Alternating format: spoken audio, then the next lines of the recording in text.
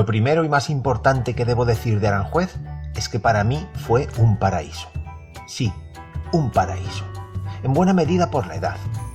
Viví en Aranjuez desde los 13 años hasta los 18, es decir, unos años decisivos en la formación de la persona, importantísimos en la definición de sí mismo.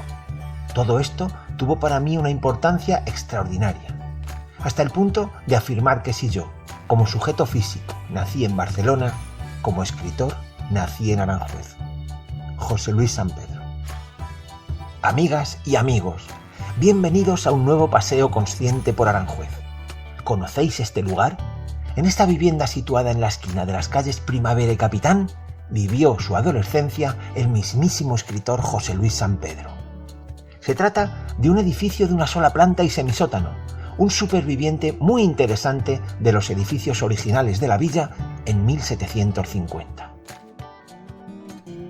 El niño José Luis San Pedro Sáez nace el 1 de febrero de 1917 y reconoce que si bien su escenario natal es Barcelona, Tánger es el de su infancia, donde vivió hasta 1930, año en que su padre, el doctor San Pedro, a la sazón director del Hospital Español, es trasladado a Aranjuez para trabajar como médico en el Hospital de Huérfanas Militares María Cristina, hoy Isabel de Farnesio.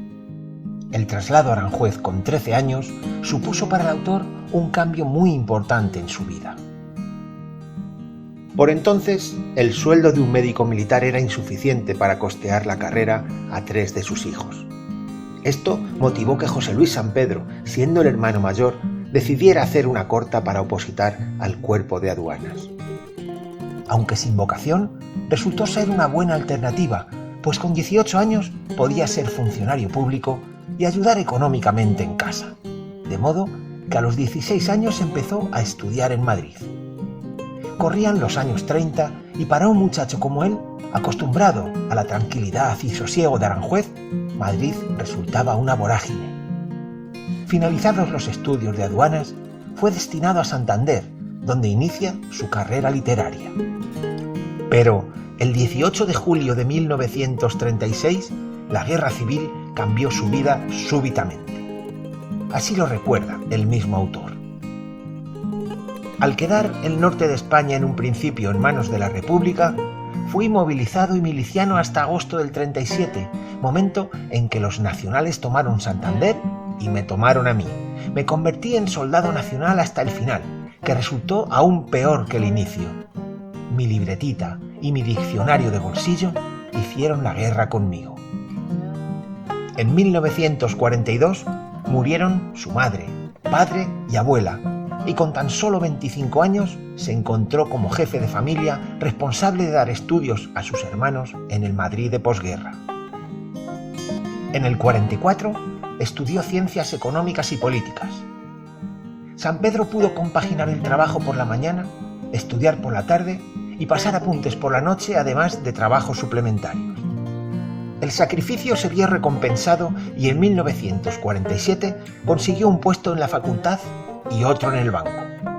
De modo que con tanta ocupación le costó 9 años escribir la siguiente novela, El río que nos lleva. Y es que José Luis San Pedro durante su adolescencia se quedó prendado de los gancheros a su llegada hasta Aranjuez. Era un espectáculo que reunía los meses de marzo a los vecinos de la localidad. El oficio de la ganchería perduró hasta avanzados los años 40 y desapareció tras el inicio de la construcción de las presas de Entrepeñas y Buendía y cuando el transporte, ya por camión, era más rentable que por el río. La llegada a Aranjuez era un momento importante. La tradición exigía que en la presa final de Aranjuez los 2 primeros palos los pasara el maestre. Pero en esta ocasión lo hacía el americano, porque era el último viaje, la última maderada. A finales de los años 60, el profesor San Pedro ejerció un par de años en Inglaterra y en la siguiente década, los 70, seguía compaginando actividades de profesor, economista y escritor, levantándose a las 4 de la mañana. En 1977 fue nombrado senador por designación real en las primeras Cortes democráticas, y su siguiente novela, Octubre, Octubre, fue publicada en 1981. De ella, el autor dijo: escribir Octubre, Octubre me costó 19 años. Cuando terminé la pila de folios mecanografiados por mí y que todavía conservo, medía 1,26 m.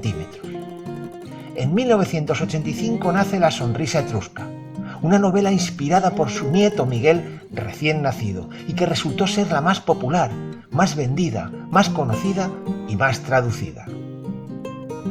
La sonrisa etrusca no la escribí yo, dice el autor, la escribió mi nieto, que a sus 2 añitos me la iba dictando al oído. Un año después, enviuda de su primera esposa, y superada la fase de duelo, se dedicó íntegramente a la literatura, y en ello estaba cuando la vida le trajo a Olga Lucas, escritora, poetisa y traductora con la que compartió el resto de sus días. En 1991 tomó posesión de la letra F como miembro de la Real Academia Española. Aquí tenemos un fragmento del discurso de ingreso titulado Desde la frontera.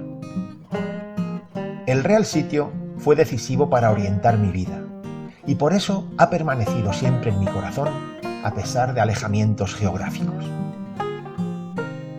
Allí, a mis 14 años, empecé a sentir doblemente la magia de lo fronterizo, porque en Aranjuez existe una frontera temporal entre el siglo XVIII de los palacios y el siglo XX de la villa, a la vez que otra frontera espacial separando el mundo mítico del cotidiano. La frontera entre ambos espacios era y es muy visible, formada por las grandes puertas cortesanas entre jambas de piedra de Colmenar o las larguísimas verjas de los jardines. La última de mis viviendas en Aranjuez tenía ventanas al Jardín del Príncipe, del que solo me separaba la arbolada calle de la Reina, y de noche, en el verano, me gustaba acercarme a la alta verja y permanecer largo rato con la cara entre 2 barrotes que mis manos aferraban. Fue en mis últimos tiempos de Aranjuez cuando ya empecé a imaginarme escritor. Me limitaré a decir que ya hacia 1950 empecé a situar en el Real Sitio una novela, aunque solo hace 1 año he podido decidirme a trabajar definitivamente en ella. Bien, en esta década finalmente publicó La vieja sirena en 1990.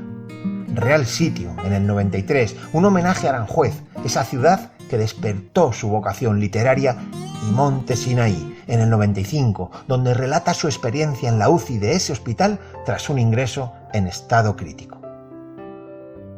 Años después, fue nombrado doctor honoris causa por las universidades de Sevilla y Alcalá, y en 2011 obtuvo el Premio Nacional de las Letras Españolas, otorgado por el Ministerio de Cultura.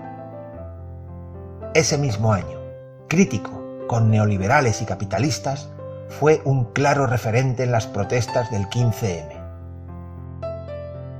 José Luis, ya octogenario, pero con ese espíritu tan característico, llegó a decir: en el umbral de los 80 años va siendo hora de empezar de nuevo.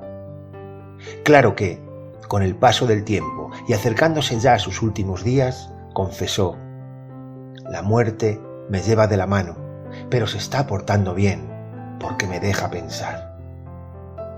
El escritor, humanista y economista español José Luis Sampedro falleció el 8 de abril de 2013 a los 96 años en su casa de Madrid. Su viuda, Olga Lucas, recuerda sus últimos momentos. Nos dijo que quería beberse un Campari, así que le hicimos un granizado de Campari. Me miró y me dijo: ahora empiezo a sentirme mejor. Muchas gracias a todos. Se durmió y al cabo de un rato se murió. Dejó tras de sí un sinfín de obras como La sonrisa etrusca, Escribir es vivir, Real Sitio, El amante lesbiano, La vieja sirena, Monte Sinaí, Octubre, Octubre y El río que nos lleva, entre muchas otras. Bien, y hasta aquí este pequeño y humilde homenaje al gran José Luis Sampedro, economista, profesor, senador, catedrático, escritor, humanista, académico, que como él mismo reconoce, creció en Aranjuez y Aranjuez es su tierra. Muchísimas gracias y hasta pronto. Esa ha sido mi vida, esforzarme sin tregua, pero esforzarme sin tregua en el campo de la poesía y de la literatura, porque si el hombre que soy creció primero en Tánger y en Cihuela, el escritor que soy creció en Aranjuez, y Aranjuez es la tierra de ese escritor, es mi tierra.